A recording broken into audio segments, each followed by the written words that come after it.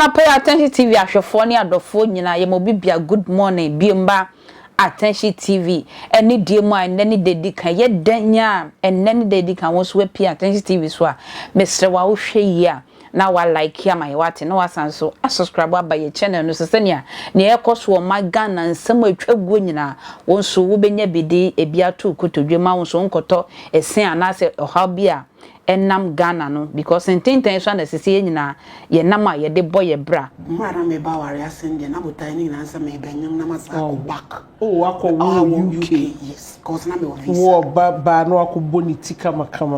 but ese nya wa kwan ne nyankopon kwan ye 2010 na ba ko bai na ye kwanim kakra na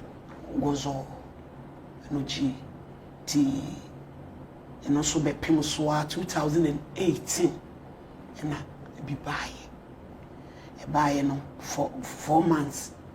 afemi ko hospital esi mushi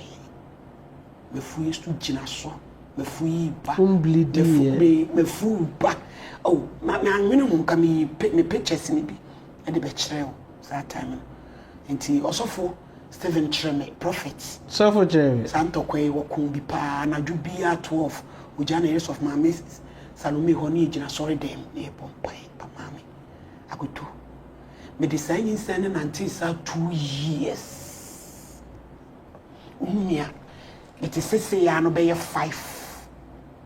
na my yes hwi nim my some in my hospital I mean 4 months after 4 months na chiri me kwa isi bibia ni me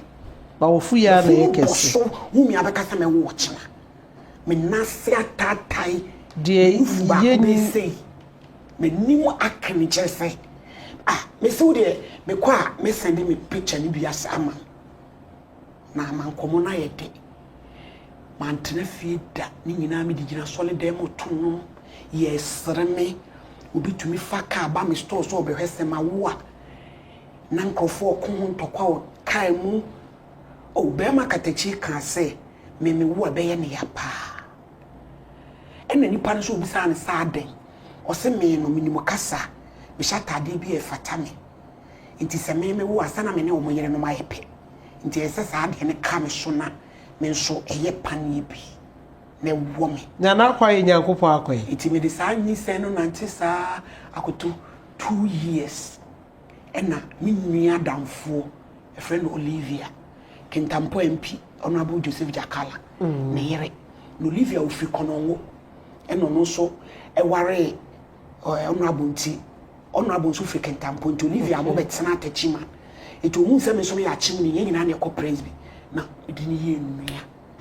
tina ohaw no oh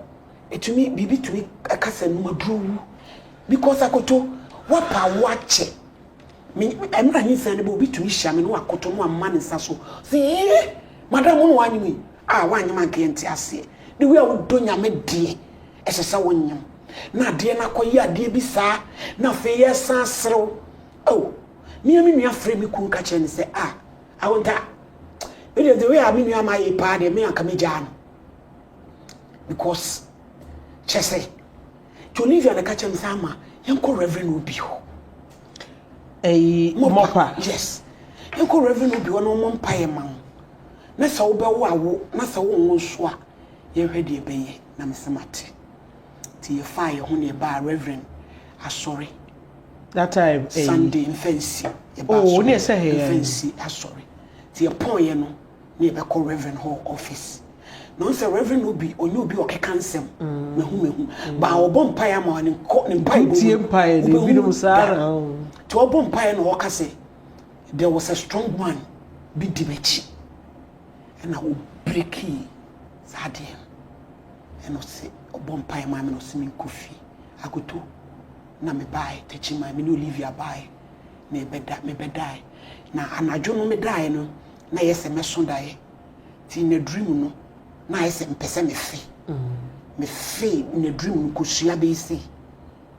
na ko sua no hwe ho pae no ene me wom de mitimi nka ade achi no me fu na ye flat me ni so team the dream no na me fu na ye flat to say normal person wow na me nyane me ko say Mr. Clear hwede me yefu na ye no se ye den na me ka dream ni che no se yekum ni mfa aseda emerade enti eye me se obi amayare ya na afi na me ho to me ba to bi ehu me ums na isa wa wo fufuro unya den ukapa me si manya enti awo ho no ne ma me ma fam no de bia me ka se me se ye me surgery ne ye wo me panie na ekwa metimi aye surgery cause nsema ya ka kire yen me koye procedure bi wo Fini hospital ewo Westmore fertility okay na me twa flight into am say ade na ya pa nti age se me da na me ka cho me se me ka se me da me sole no na me flight no at20 wo nya me ani kan doctor ni say ubetimi se metimi o hwe manim din wo se nani ase den ye de me koto wa de kro no mo wie me bi so am so ma wie man timpo because me de ma dream ko de ensam na ya ka kire me doctor ni busa me say me bi so am so ma wie afei nurse fo atwa me wa che theater obi aba na nu na me hwisi se fom se kikire fa me bag let's play ko eba mbe me akoto ya fans eniem ya tibi wo ya sum from mo ben wo obi o to je bi nana magbra me ni interview bi no so obi ono o to aduane manidi o da ne ho fa cross ai o ayi no ho kari nam ne ade e de mankraman onye na wo wadanfo wa sheda ase kasetwie bi no ka bibi ene ya in school fees na nsam na ntoato bibiri ade wo de sa on topala ombeke kansansam na but nyame de yeko and now call delay interview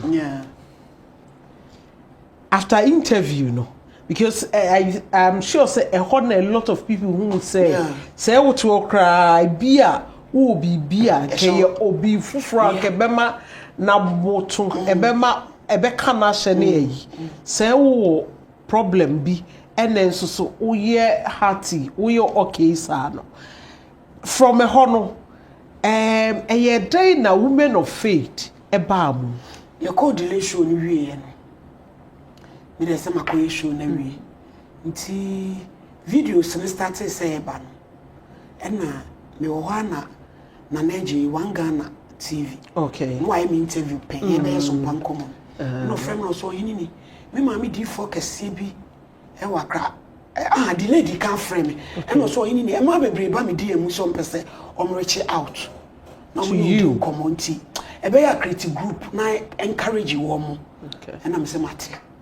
ti me wo na wangana frame no say ma me di fo bi a friend say wo hu me ni interview pen ti say o me number mama Lois na me so won fama no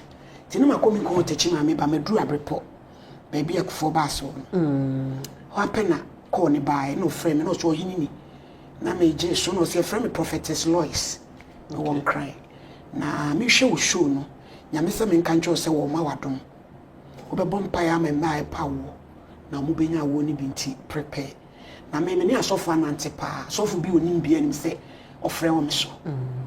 nti na minim se ye dachi adwuma bi okay ajama me wa bombi ekwentua akra